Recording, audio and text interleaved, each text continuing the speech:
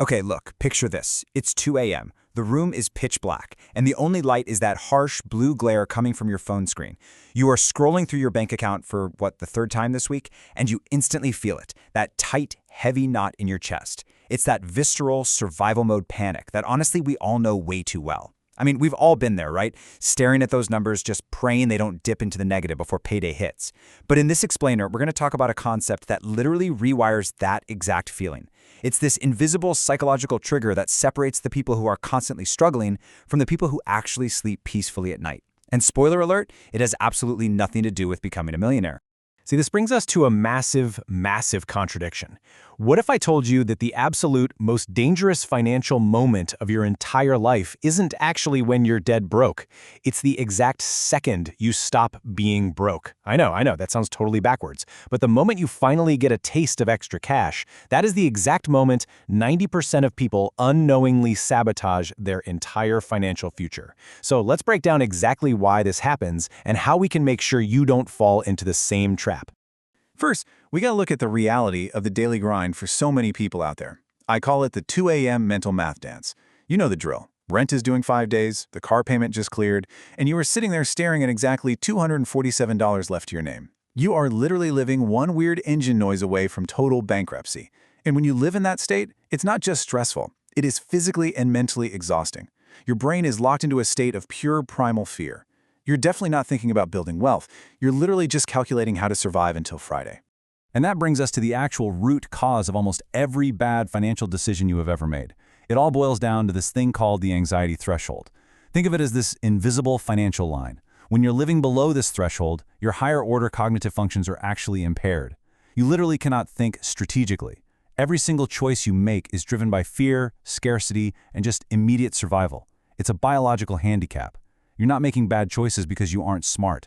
You're making bad choices because your reptilian brain is just screaming at you to survive the week. So, what's the magic number? What does it take to break you out of this survival mode? Well, it's super counterintuitive. It's $1,000.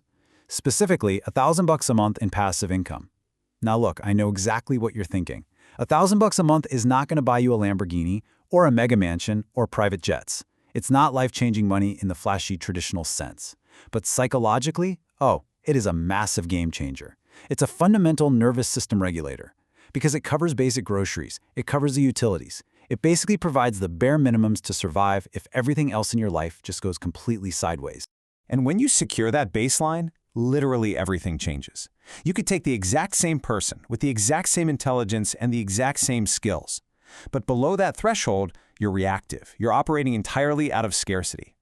But the second you cross above it, just knowing that $1,000 is coming in no matter what happens, your nervous system finally relaxes. Suddenly, you can take calculated risks. You become proactive. You actually start thinking in terms of abundance and long-term optimization simply because the baseline fear is gone. Because there is a brutal, undeniable truth about living in survival mode. Desperate people take the first offer. People with a buffer, they negotiate. Think about it. When you are operating below the anxiety threshold, you are basically playing with scared money. And let me tell you, scared money makes terrible decisions. You take that lowball salary offer because you absolutely have to pay rent next week. You sell off your investments at the bottom of the market out of pure panic.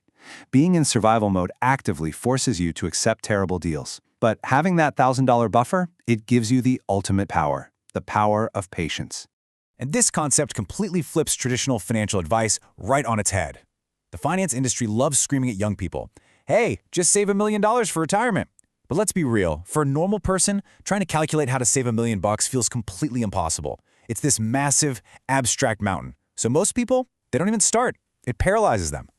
But aiming for $1,000 a month in passive income, that is an approachable, concrete goal. Whether it's through digital products, affiliate marketing, or just a modest real estate investment, generating $1,000 a month is a tangible target you can actually wrap your head around. It feels real.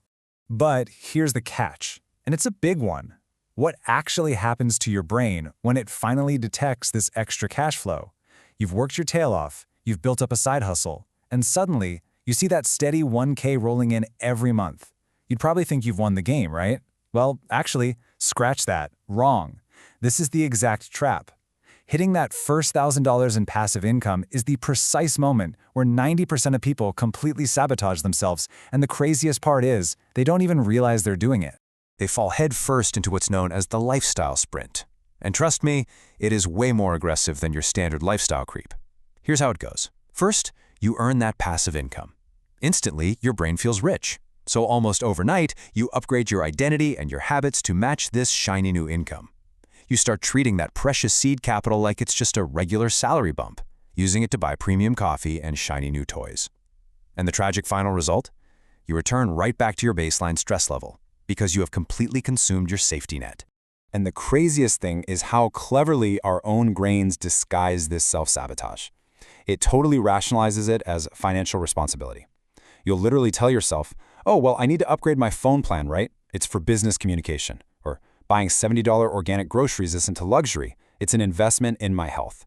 Before you know it, you're signing up for gym memberships you never use for productivity and picking up dinner tabs just to look generous.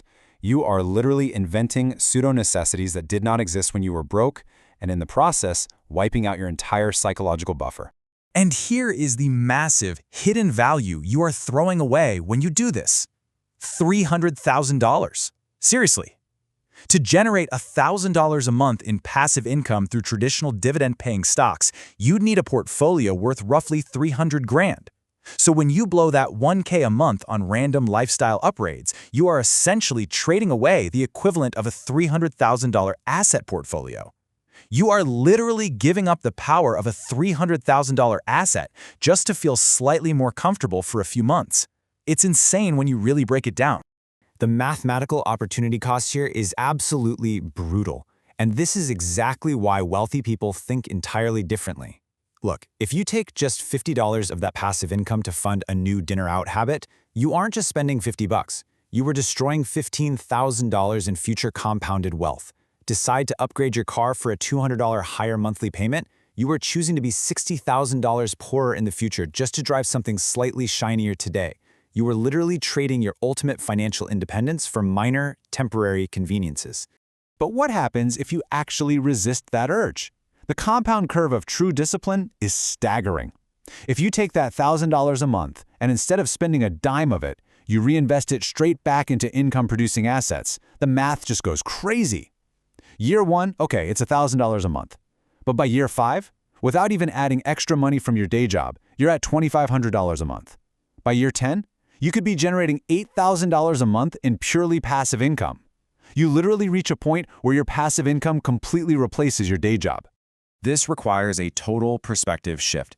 You have to understand that the first $1,000 is not the reward, it is the entry fee to the game where real wealth actually gets built. You've got to stop looking at that initial milestone as a ticket for immediate luxury. It's not. It is the down payment for your escape velocity. It's the rocket fuel you need to break out of the atmosphere of financial anxiety. If you spend it right away, you're literally just cooking the goose that lays the golden eggs, all because you felt a little hungry today. Ultimately, what we're really talking about in this explainer isn't some complicated math formula or some super secret Wall Street trading strategy. It is simple psychology disguised as personal finance. True wealth isn't just about the numbers on a screen. It's about buying yourself the psychological space to make dangerous, system-defying decisions. It's about securing a baseline so you can be opportunistic, so you can negotiate harder, and so you can finally operate from a place of absolute power, rather than a place of desperate survival. So I want to leave you with this one provocative thought. When you finally hit that milestone, when you finally get your hands on that first stream of real passive income, it is honestly like finding a treasure map. The question is, will you use your treasure map to actually navigate to freedom, or will you just burn it to feel warm right now? Protect your baseline like your life depends on it, because your financial life absolutely does. If this perspective shifted the way you view your money, be sure to follow along for more deep dives into the psychology of wealth. Your future self will definitely thank you.